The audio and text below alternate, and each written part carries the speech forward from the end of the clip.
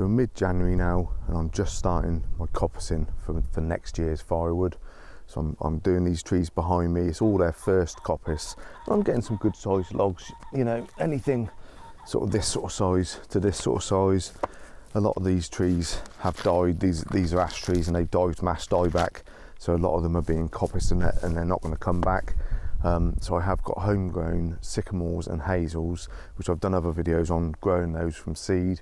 Those will be going in here to fill any gaps, and a lot of the hazels will be going in just to sort of fill in between the trees, just to create more of a coppice woodland environment, which is what I sort of want to do more of here on the holding.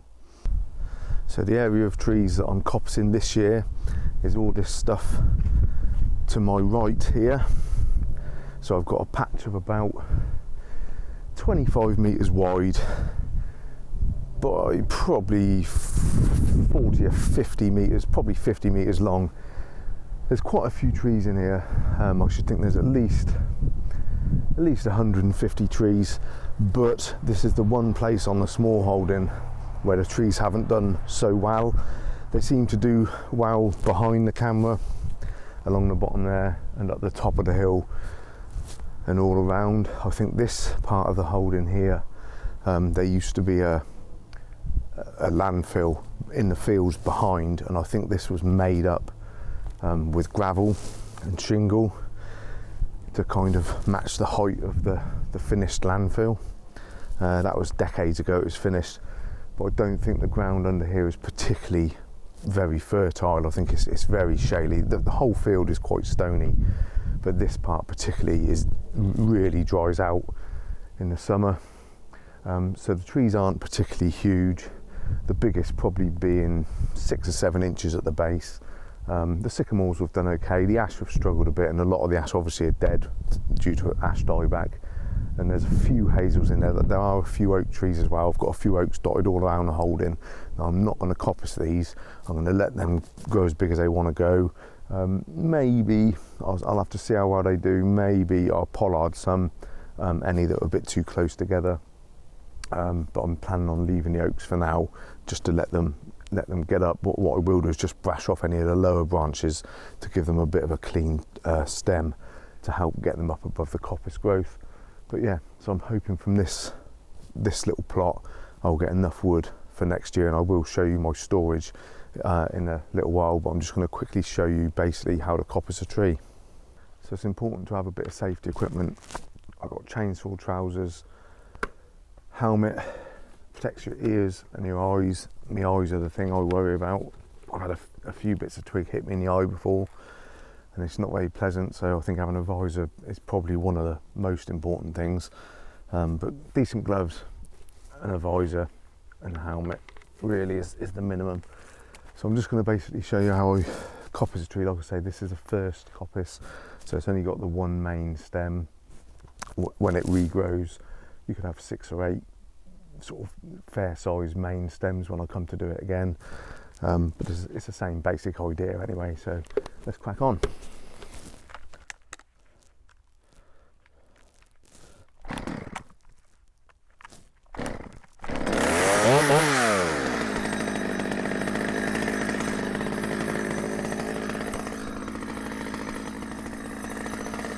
So what I do first is just remove all the branchy bits, just to clear the stem so I can see what I'm doing.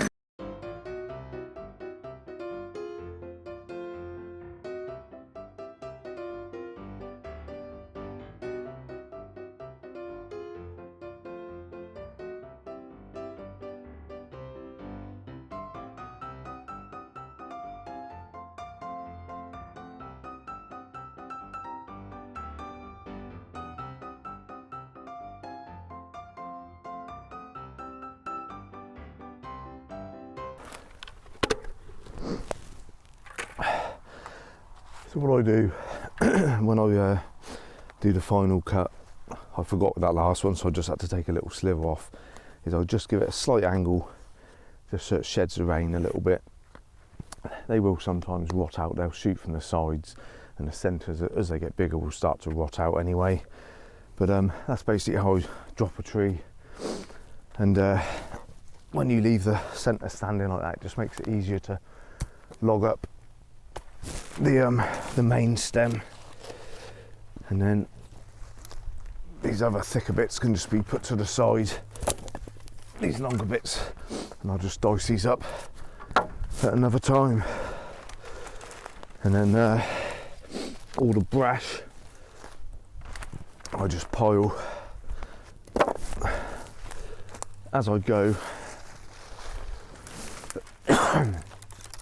As I go, I like to just pile it all up, all the butts facing the same way. It just makes it easier when I come back to chip it.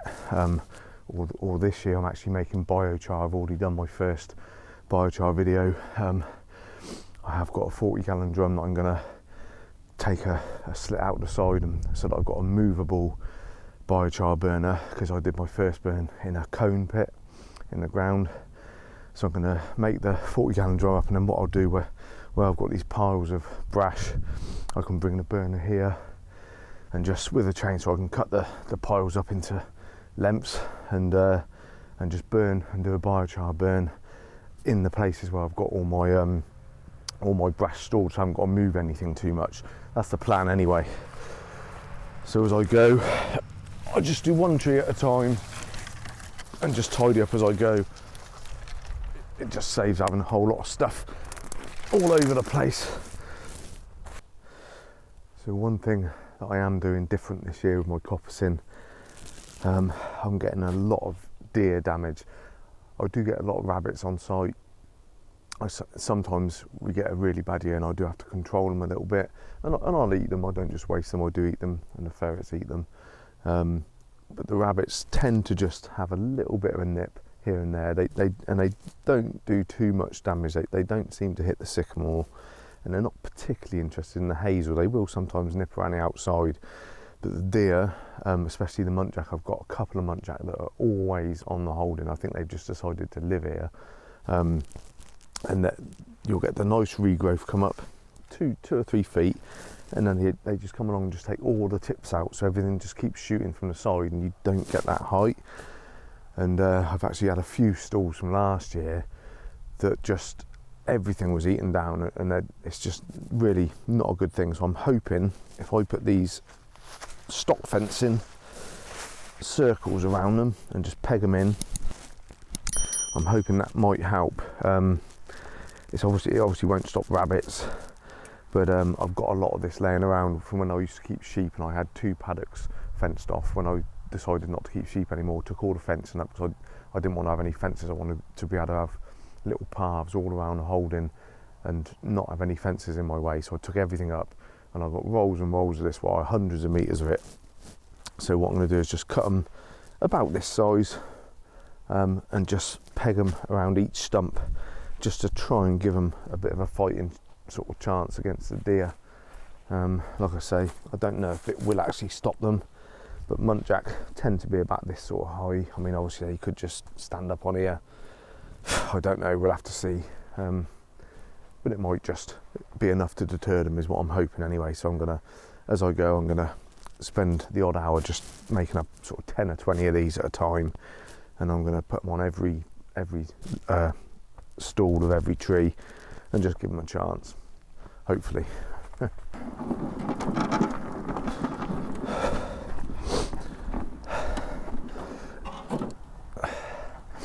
So I've got a bit of a system that I've worked out now with the amount of logs that I need.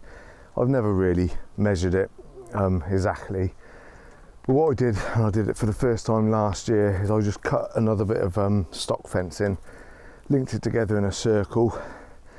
It's a fair size, it's probably 2.5 meters round, maybe 2 3/4 meters diameter, and all I do is I barrow my logs down here rather than stacking it. I used to just put it on pallets and stack it all, and I just bring it in the wheelbarrow and I just fill up the wire. This is my first barrow load, and it's quite daunting at this stage knowing that I've got to fill this, but I know if I fill it to the sides and just a bit of a heaped pile, then I know that that's enough for me to have the fire lit every evening and all weekend when we're at home. Should I want to keep the fire going 24 hours a day, I'd probably need double this, I should imagine. But you know, I don't honestly think I've got the space here to run my wood burner 24 hours a day for 6 months of the year.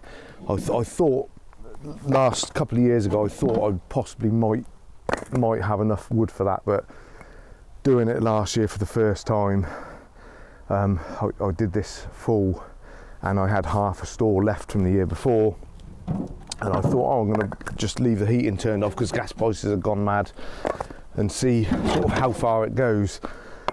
And I got to about this time last year, about mid-January, and I had a small, well, about half of the barn, I'll show you in a second, the barn storage left, and I thought there's no way I can do this 24 hours a day. I'm going to run out probably first week or two in February. So what I've decided to do is to up my tree planting a little bit, which I did last year. Obviously the eucalyptus haven't worked. I did a video on that. They've failed, so I'm replacing those. But I am filling all the gaps with sycamores and silver birch, which are for logs. The hazel is more for wood chip and for just biomass, either for chipping or for biochar. So I'm getting there. I am getting there. But at the moment, I know if I fill this each year, a heaped pile to the sides and just a bit heaped in the middle, I know that gives me enough for burning every evening and during the weekend if it's cold enough. If it's just a bit chilly, we don't like the fire, but that gives me enough. And I reckon, just a rough estimate, I reckon this is about 6 cubic meters is what I'm thinking. I haven't really worked it out, but I think it must be about that.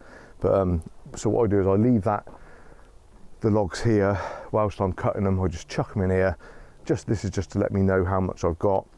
And obviously I'm using the wood out of the pile in the barn from last year. And then what I do is, once I've finished having fires, I'll then just stack all of this into there. So this is my wood pile that I've got left from last year's. It was right out to the door here and to the side, so I've used a fair bit. It's probably got about a third of it left, so that should see me through. Yeah, it's a bit of a guessing game, but you know, it pretty much does me, so I'm quite happy with that really. It's all free. I haven't bought a single log for years and years. I think the first and only time I bought logs was back when we had our first house and we had a little multi-fuel stove. So that's got to be 25 years ago. So yeah, this does me. It all comes in under here. I leave it outside for the winter just so that I can use the last year's wood.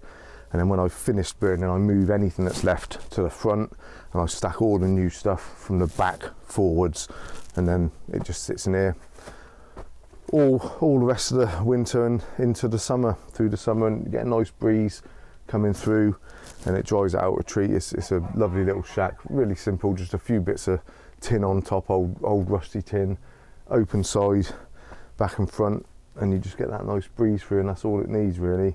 And that dries in that year. I'm cutting now January, and I'll be burning it from probably October, first time we start burning.